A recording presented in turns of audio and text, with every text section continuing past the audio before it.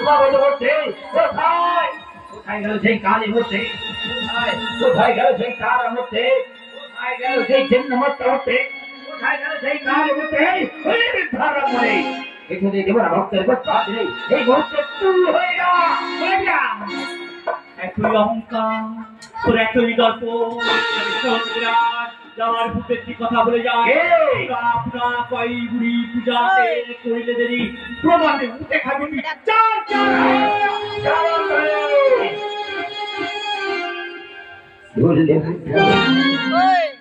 পূজা যদি না আমি দিই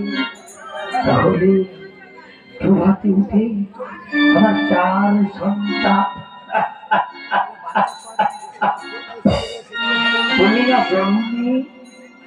জননী হয়ে সন্তানের মৃত্যু কামনা করতে পারলে বৃদ্ধা ব্রাহ্মণী কিন্তু আমি যে পিতা হয়ে সন্তানের তো মৃত্যু কামনা করতে পারি না সেই সন্তানদের রক্ষার্থে বলো বৃদ্ধা ব্রাহ্মণী কি করতে হবে আমার আমার বাম চরণে একটি রাঙা জবা দিয়ে মাতৃজ্ঞানের স্বীকার করলে আমার সন্তানদের রক্ষা করার জন্য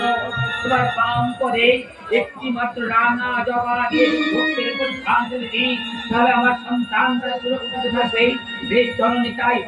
তাই হবে একটি মাত্র রাঙা জবার জন্য যদি আমার ভক্ত সাম্রাজ্য ফলে ফলে ভরে যায় একটি মাত্র রাঙা জবার জন্য আমার সন্তানরা যদি খুশি থাকে একটি মাত্র রাঙা জবার জন্য তোমার ভক্ত সাম্রাজ্যের সমস্ত প্রজা যদি সুরক্ষিত থাকে তাই করবো জননী ওগো জননী দূরে কেন জননী এসো আমার সর্বপালককে অধিষ্ঠান করো তোমার রাঙা চরণে দেব আমি ভক্তির পুষ্পান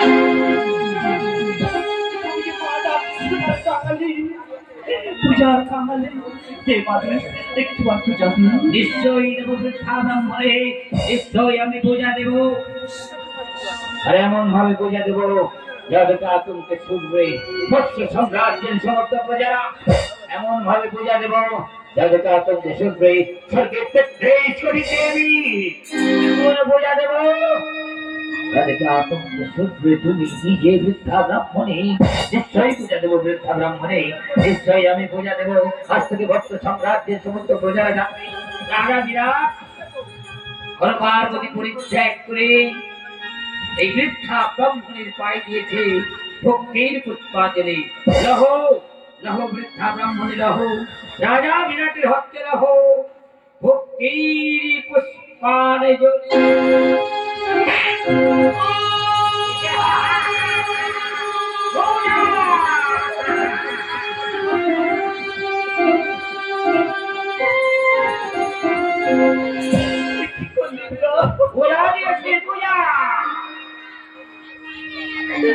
পূজার পরিবর্তন আমার মস্তকে একটি রক্তের রক্তাক্ত করে রেখে সারা দেহ এই রক্তাক্ত দেহ ধীরে যাও সর্বমাঝে দেবতাদের বলো রাজা বিরাট দিয়েছে ভক্তির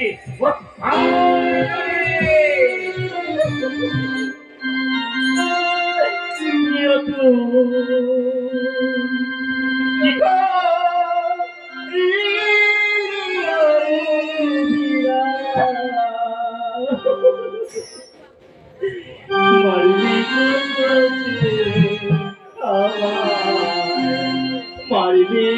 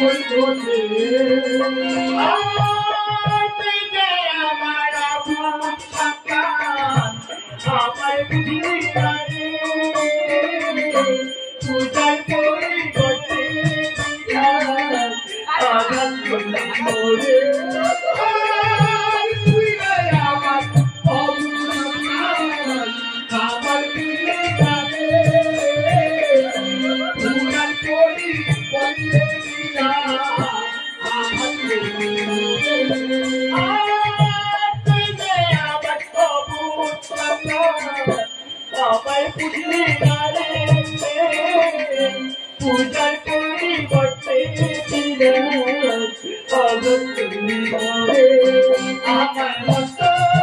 বন্দনা করে চলে দুটায় রাজু চলে দুটায় বলি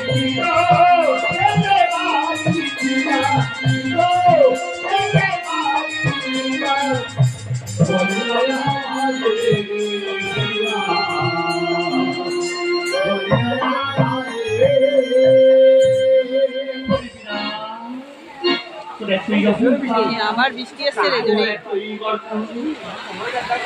আমার পূজা আমার থেকে বিলক্ত তবে শোনবিরা তোদের অল্পে ছাড়বো না